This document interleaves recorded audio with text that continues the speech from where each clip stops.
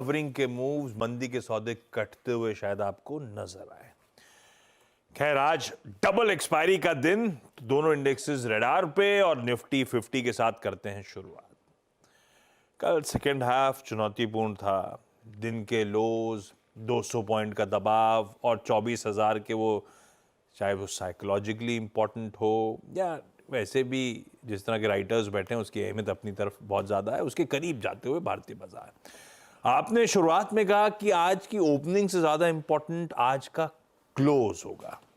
तो एक तो जब आप ऐसा कह रहे हो तो क्लोज पे क्या देखना चाहते हो, इन ग्रीन मार्केट या कुछ और प्लस आज का हमारा अप्रोच क्या रहेगा? क्लोज में मैं क्या देखना चाहता हूँ, क्लोज में मैं देखना चाहता हूँ मार्केट डे हाई पर बंद हो। वो कहीं भी हो सकता है।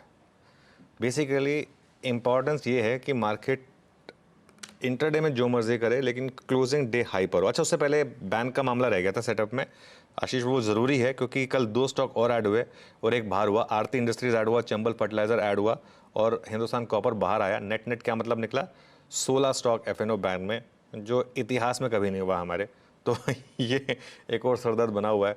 आजकल एक्सपर्ट से कोई भी कॉल लेते हैं ना, देखना पड़ता है कि बैन में है या नहीं है, क्योंकि इतने स्टॉक बैन में है। तो वो थोड़ी सा एक दिक्कत बन जाती है। खैर एनीवे, अब मैं निफ्टी की स्ट्रैटेजी पर आता हूँ। देखिए, पहले मैं रेजिस्टेंस की बात कर रहा हूँ। 24,250 से 24,300 ऑप्शंस के हिसाब से रेजिस्टेंस है, और उसके बाद 24,350 से 24,450 कल का हाई और 20 डे मा। अगर तो ये लेवल्स आ गए तब तो मार्केट वन वे रैली करेगा, लेकिन ज़्यादा ज़रूरी सपोर्ट डिस्कस करना है क्योंकि मार्केट का टेक्सचर खराब है। पहला सपोर्ट है 24,050 से 24,125, जहां पर आपका कल का लो भी है। कल का लो तो खैर बहुत पास ही है, और जहां पर ऑप्शन राइटर के हिसाब से भी एक सपोर्ट बन रहा है, तो वो एक पहला क्रूशियल लेवल है। और उसके बाद बड़ा सपोर्ट मिलेगा आपको 23,890 से 24,000 का, जो पिछले हफ्ते के मंडे और ट्यूसडे के पैनिक लोस थे वो। तो ये इंपॉर्टेंट लेवल्स होंगे वॉच आउट करने के लिए। मेरी अप्रोच क्या रहेगी? वैसे ये अप्रोच अब थोड़ी सी अलग करनी पड़ेगी। उस समय तो जब मैं सुबह ये स्ट्रैटेजी भेज रहा था तब गिफ्ट निफ्टी 100 पॉइंट ऊपर था, बट पॉइंट ये था कि अगर गैप अप हो, बड़ा गैप अप हो और वो फेल होने लगे, वहां पर सेल करिए।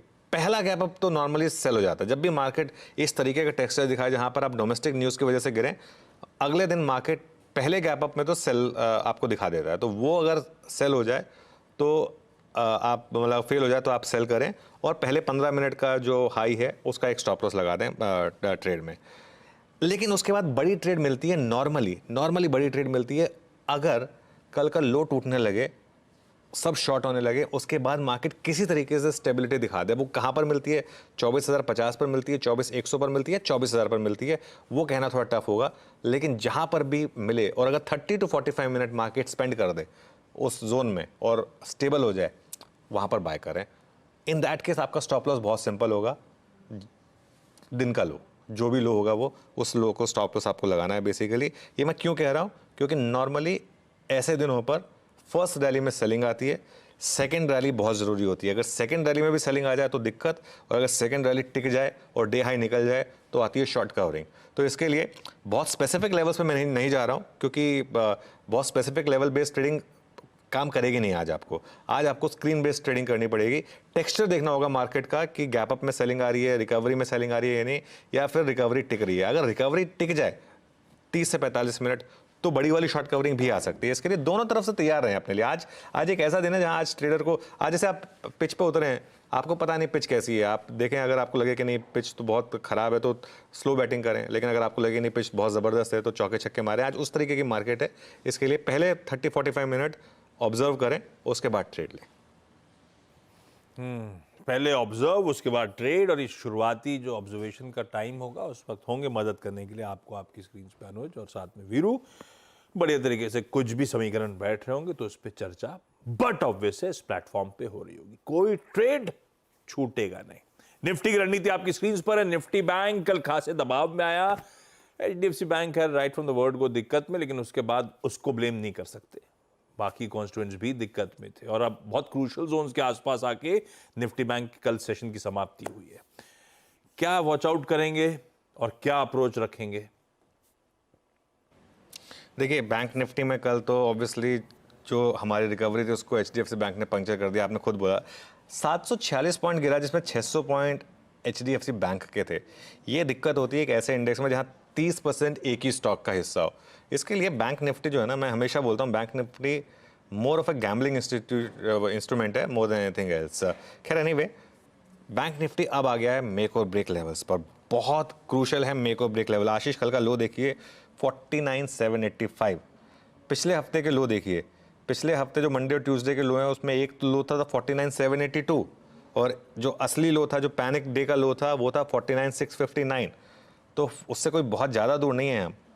49,659 टू 49,785 ये है पहला सपोर्ट और ये बहुत इंपॉर्टेंट सपोर्ट है, ठीक है। अगर ये टूटा तो फिर उसके बाद अगला सपोर्ट आएगा आपका सीधा 49,000 पर चार्ट के हिसाब से। 49,600 से 49,000 के बीच में कोई सपोर्ट है नहीं बैंक निफ्टी में, तो इसके लिए ज़रूरी है इस लेवल को होल्ड करना, वरना सीधा आपको 49,000 स्क्रीन पर दिख सकता है। अगर रिकवरी आनी शुरू हुई तो रेजिस्टेंस कहाँ मिलेगी? पहले तो 50,300 से 50,400 बड़ा कॉल राइटर बैठा है वहाँ पर आज की एक्सपायरी वाला, और उसके बाद 50,550 से 50,600 के बीच कल का हाई यहीं पर प्लेस्ड है। कल का हाई और कल का कोलैप्स जोन दोनों यहीं पर प्लेस्ड है। तो बैंक निफ्टी पर अप्रोच यही रहेगी कि कुछ टाइम के लिए इंटरडे ट्रेड करें, दोनों तरफ की ट्रेड लें। दोनों तरफ बैंक निफ्टी आपको 300-400 पॉइंट की मूव्स दे रहा है। गैप अप फिल होने पर बेचें, स्टॉप लॉस लगाएं दिन के हाई का, और लोअर लेवल पर अगर स्टेबिलिटी मिले तो बाय करें, और इन दैट के स्टॉप लॉस लगाएं दिन के लो का। तो एक वन वे अप्रोच लेकर ना चलें, स्क्रीन देखकर उसके बाद डिसाइड करें।